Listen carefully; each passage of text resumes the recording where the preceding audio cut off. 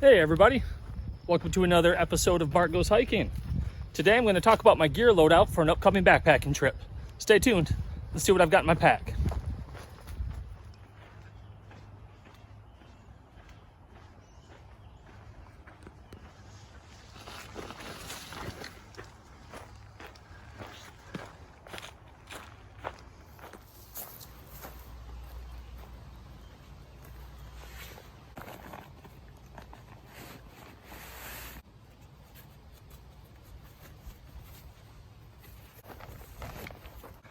Hey everybody.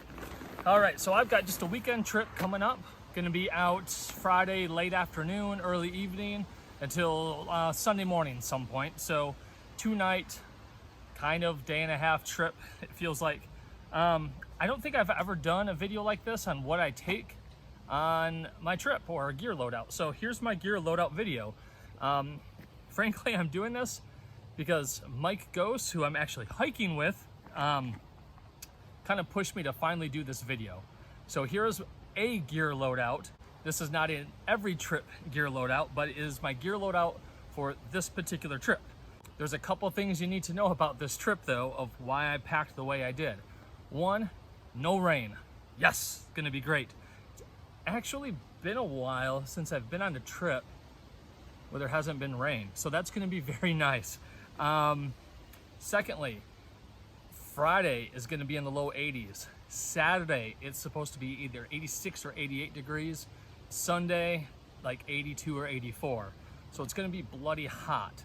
I've also seen some reports that the bugs are pretty bad. Not so much the mosquitoes, but the flies. So that influences what I'm bringing. One last thing. At night, on Friday night, it's a low of 55. And on Saturday, it's a low of like 64. So I might switch out a piece of gear because it's going to be pretty warm at night. So let's dive right in. Without further ado, I'm taking my Zpacks Arc Blast. It's my favorite pack. I love it. It weighs in with the 2 bottle holders. I don't know, it's like 17 or 19 ounces with the bottle holders. I did take the hip belt off, no hip belt.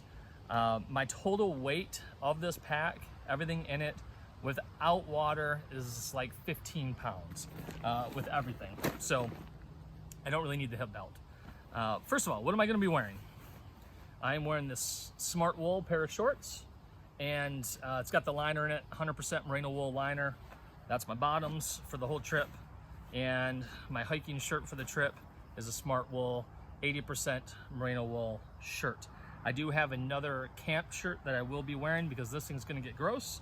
I plan on both of these items finding the water at some point in the trip. Again, it's going to be hot. I'm probably going to be jumping in the water.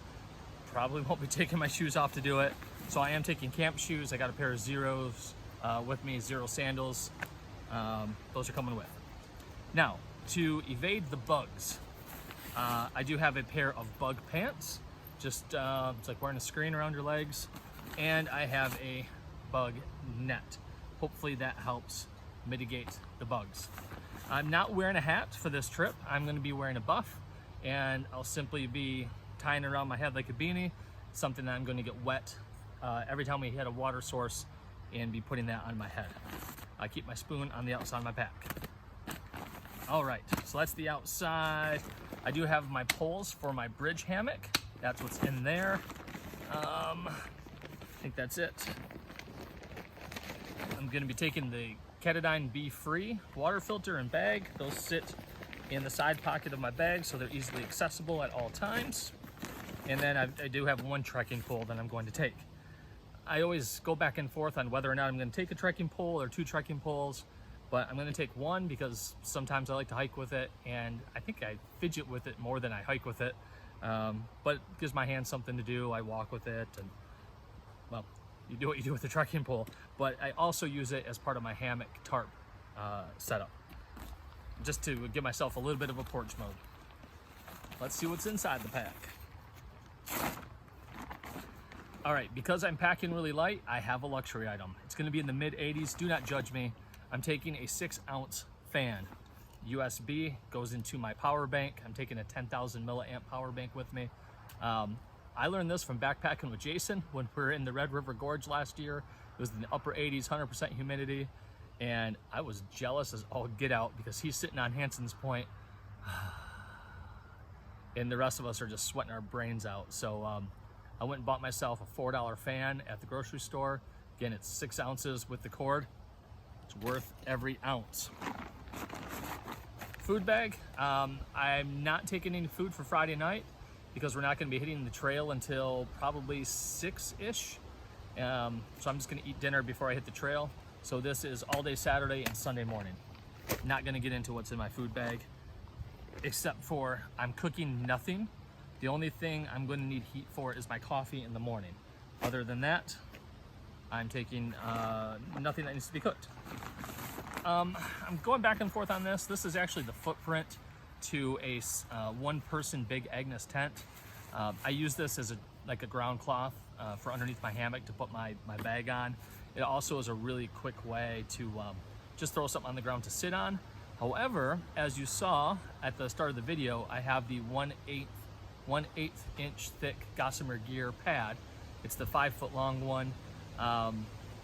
So I've got that for sitting on the ground, but I'll probably use this still for under my hammock.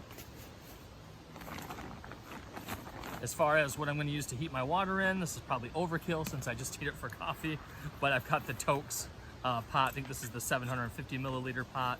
I do have the windscreen, titanium windscreen, and I'm taking an alcohol stove. So I'm using the Trangia style alcohol stove, which should work great. It's worked for me great in the past. So that's what I plan on using.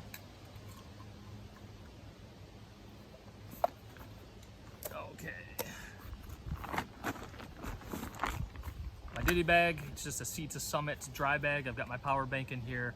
I've got the cord for my phone, my iPhone. I've got a pair of headphones in here. I'll keep my wallet in here, and my med kit is in here as well, and my toothbrush and toothpaste. And I think that's it. I think I'm missing something. That might be it. That's in my data bag. Got my Rainfly. This is from, I think this is the Thunderfly from Warbonnet. It is the one with partial doors for the Rainfly. And I do have the poles to give it a little bit more headroom inside. Love this thing. It is the 11-foot tarp, which has been plenty for me. And again, I'll use one trekking pole to lift one corner up if I don't have an adjacent tree, so I can go into porch mode with at least one corner, which I think this trip is going to be really nice because any breeze I can get at night is going to be much appreciated. My hammock is the Warbonnet Ridge Runner. It's the bridge hammock, again, what these poles are for. Absolutely love this thing. I am not taking an underquilt because it's only going to get as cold as the mid-50s at night. So I'm a bigger guy, so I had to get the double layered hammock on the bottom. So I have a whole gap because of 2 layers on the bottom of this hammock. So my Gossamer Gear, if I could say that right, my Gossamer Gear pad, I'm going to slide in between those 2 layers of fabric on the bottom. So that'll be a little bit of a windbreak. So just in case it gets a little chilly at night, if it gets below that 55, things change. It's Michigan, so they very well could. That'll stop that cold air from hitting my backside, which should be absolutely sufficient if I need that at all. But that's what I'm going to use that for. For a sleeping bag or top quilt, and this is just the Walmart cheap dry bag, but this is the Aegis Max.